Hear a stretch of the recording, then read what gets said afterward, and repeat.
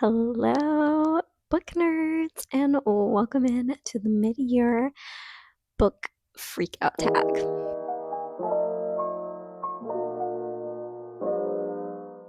It has been a while, and we are in a new location today. We are in my new house, and I'm trying to think there might still be a video in my old house that is not like completely edited yet, but it might come out after this. We will see. But it is most likely going to be mainly here now.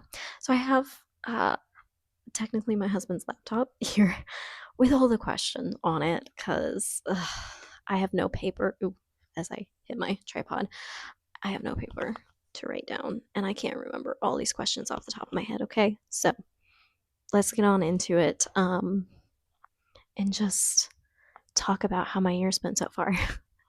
It's the first question of the mid-year freakout challenge tag, whatever we want to call it, is what is the best book that you've read so far this year? And the best book that I've read so far this year, I think, and I'm trying not to put the same book multiple times, so I think what I'm going with is A Voice in the Wind by Francine Rivers.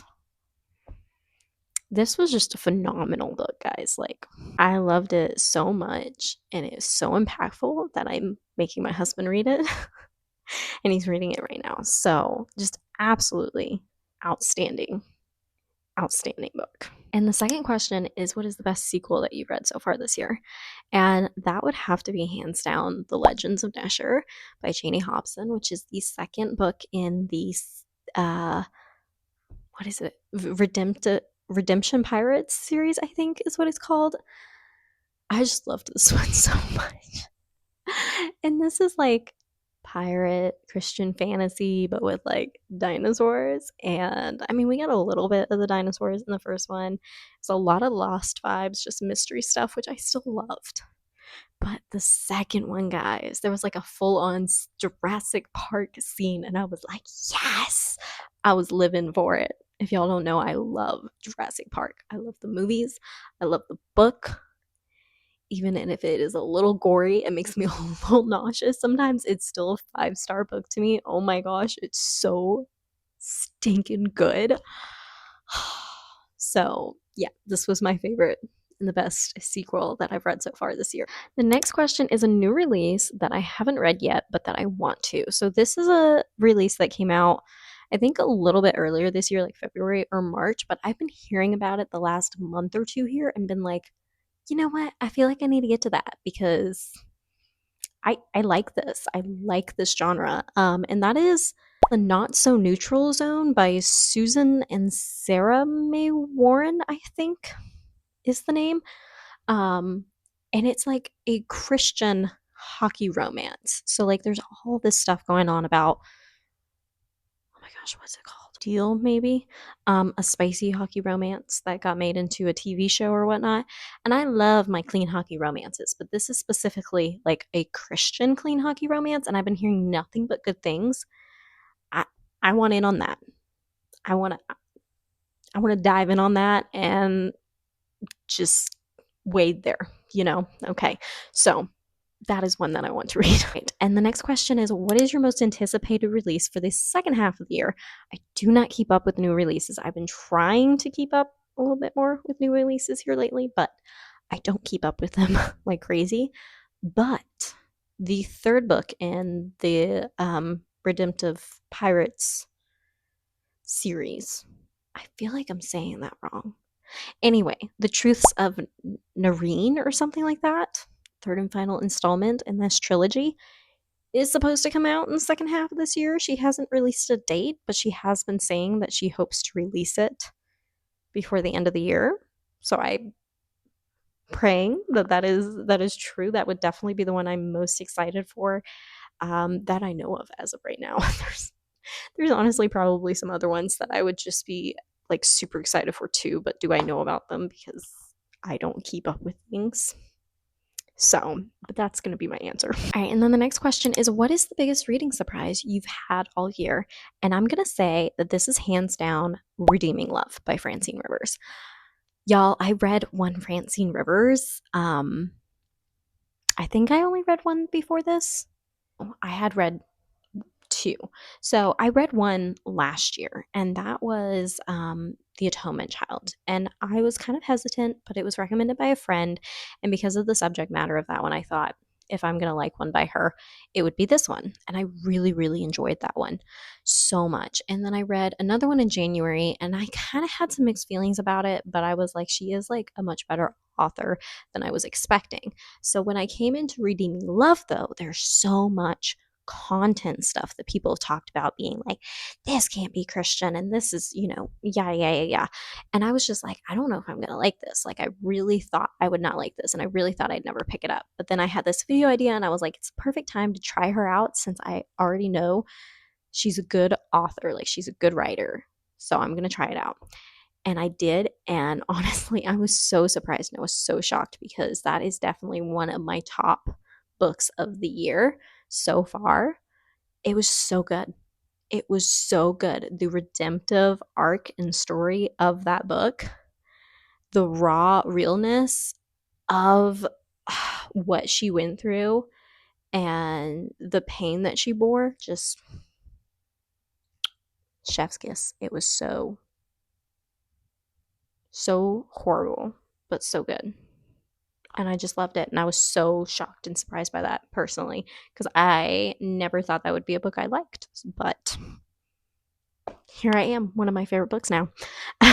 And then on the same realm, but opposite, is what has been your biggest reading disappointment this year?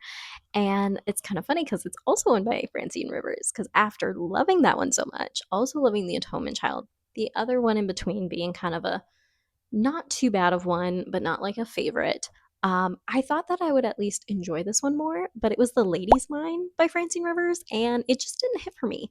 Like, I ended up, I think, giving it like a 3 or 3.5 stars. It wasn't horrible, but it was a disappointment because coming off of Redeeming Love, I was like ready to love this one, and it just like went, ooh. So it was just very disappointing at the time for me. And the next question is, my hair can stay out of my face. Who is your favorite new author? So whether it's a debut, debut, or new to you. I don't know if I'm saying words right now. Okay.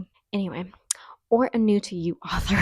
So for this, I have 3 options. So I realized that I've discovered a lot of new authors this year, but I haven't read like multiple books by them yet. So there are 3 authors that I feel like have the potential to become favorites for me from the one book that I read, but I've only read one from each of these authors. So, and that is Jamie Jo Wright. Loved her writing and loved the story I read by her. Karen Whittemire, again, loved her writing and loved the story by her.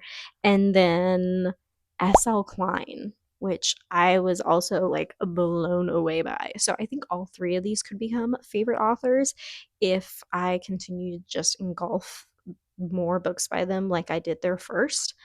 So that's what I'm going to go with. Hopefully they do become favorite authors down the line. And then the next question is, what book or books have made you cry this year? I am going to just try to say which ones I remember crying in. The Hiding Place for sure. That was a reread for me though. Redeeming Love. 100% I cried in Redeeming Love. A Voice in the Wind, I'm pretty sure I cried in. I'm trying to remember if I cried in any others. Y'all can totally like call me out if you remember me crying over another book in a reading vlog and you're like, hey Tria, you forgot this one. I don't always remember. Okay. Sorry. And then what book made you the happiest this year? Definitely 2 books stood out more than any. Edenbrook by Juliana Donaldson made me so happy, and it was exactly what I needed at the time. And also The Short Straw Bride by Karen Whittemire. My husband was like, you need to read more books like this because this is putting you in such a good mood. I read books that emotionally devastate me too much, apparently, and I need to read more of those. Then the next question is, what books do you still hope to get to by the end of this year? And I don't have like a ton of like, oh, I need to get to these type of things. I definitely want to try to finish off my 20 of 26 book list, which I think I've been doing an okay job at. I don't think I'm quite halfway through, but I think I'm pretty close to halfway through it. So, not too far behind there. Um, Along with that, I want to read the last book in the Mark of the Lion series by Francine Rivers, As Sure as the Dawn. I'm waiting to read that with my husband because, like I said, he's reading A Voice in the Wind right now. Then he's going to read An Echo in the Darkness, and then we're going to read As Sure as the Dawn together. So I'm excited for that. And then I do want to at least read one class. I feel like, have I read a classic yet this year? I can't even remember if I read a class. I'm sure I have, but I want to read at least one more before the end of the year, or at least one if I haven't read one. So that's what immediately comes to mind. And then, how many 5 stars have you had so far this year? This is probably the most 5 stars I've ever had in a year so far. So even if I stopped here and didn't have any more 5 stars, I'd still have beaten like all my records, which is insane to me. And that is 10. I've had 10 5 stars so far this year. I have not gone a month without having a 5 star. I say that, and watch July be the month I don't have a 5 star. Please no. There was also a question that was, what books do you still want to reread? And I have a reread goal and tracker to reread like one book a month, and I picked out 12 books. I think I'm behind by a month or two. So basically, just any books that I haven't gotten to on that list, I still want to reread and try to get to. And I'm not going to be bothered to try to bring that list up right now. So sorry. And then a book that you enjoyed that had mixed reviews. I think for this one, I'm going with The Blue Castle by Ellen Montgomery. There's a lot of mixed reviews on this one, guys, and I totally get why. I 100% understand. This is kind of a depressy one by Ellen Montgomery.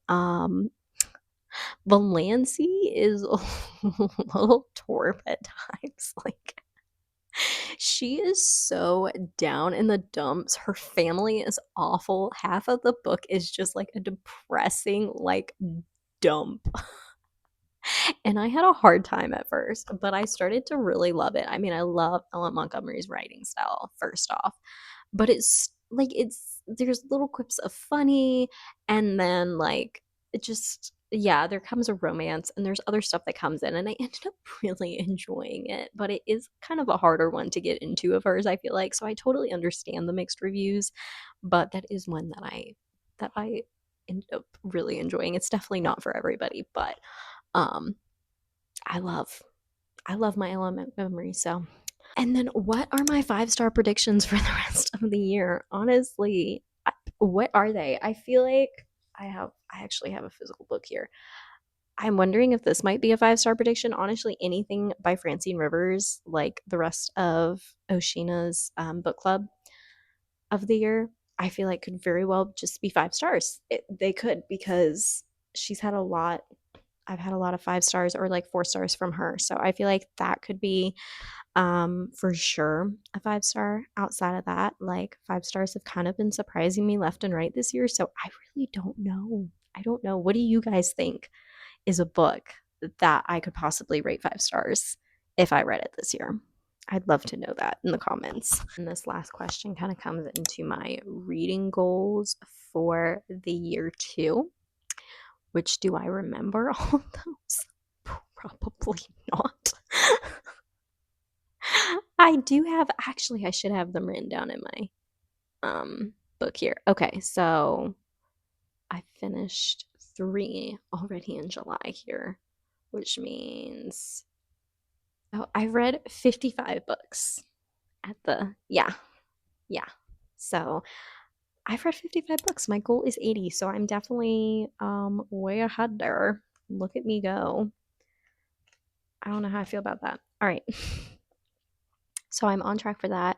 My rereads tracker is a little bit behind for my reading goals. If any of y'all care about my reading goals, I'm just kind of hopping in here quickly. Read my 20 and 26. I want to say, I feel like I need to double check this list, but I have 6 written down here. I feel like I might have read another one or two. but I'm close to the halfway mark, so I'm not too far behind on that. Um, I want to check out books from the library more, was one of them, and I've been kind of half and half with that. I haven't been doing awful, but I haven't been doing as good as I wanted to do. Only buy books I know I will like, not completely been doing because I've been finding some good thrifty deals. Oh well. And read 6 books aloud to my girls. I'm definitely behind on that one. Wait a minute. Yeah, I'm behind on that one, but I'm not as behind as I look because we did finish the second one and we're in the middle of the third book. We're reading The Silver Chair right now in Narnia. So I hadn't written that in yet though. So I'm close. I'm close to being on track with that one. Keep up with my reading journal, kind of. I have been going in and like filling in more than I think I've ever done and without as much time in between, but I'm still not keeping up with it. But I'm proud of my progress nonetheless. Fill in my Christian bingo card. I feel like it's almost full, if not full, and I was going to fill it twice because I'm such an overachiever. So I'm doing fine on that one. Be more intentional and keep up with my book clubs. I haven't been doing great on that this year. My one book club has not been meeting for several months. We need to get our lives together. But I got my 6 5-star reads for the year. Um, and I feel like I have been more intentional with my reading overall because I've been getting books that I like more. Um, and read in deep study 4 books of the Bible.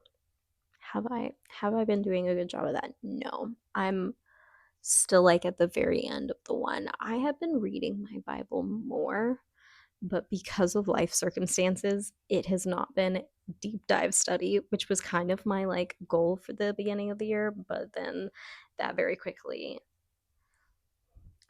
kind of whatevered because I was like I can't do this. But nonetheless, I am glad that I've been in the word more. I just haven't been deep diving in the word as much as I wanted this year. So anyway, that is my mid-year freak out book tag, and I may not seem as excited or crazy about it. I don't know what to tell you guys. I'm I'm in a weird mood right now, okay guys? I'm tired. Um Life has been crazy, getting over sickness, you know. I would love to know any or all of your answers to these questions down in the comments below if you'd like to answer. I feel like it would be cool to answer at least the best book of the year and then also your biggest disappointment. Like, tell us down in the comments, what book do we need to go to? And then what book do we need to steer clear of? You know, like, let's share the love and the hate in the comments. All right, guys. So I'm getting loopy and I feel like I need some food. Y'all, I'm sure you know how that is. So I'm gonna get going and I hope you guys have a good rest of your day. And I will be back soon with new videos. I promise. I will get back on schedule here soon. But I love you guys and I'll see you in the next one. Bye.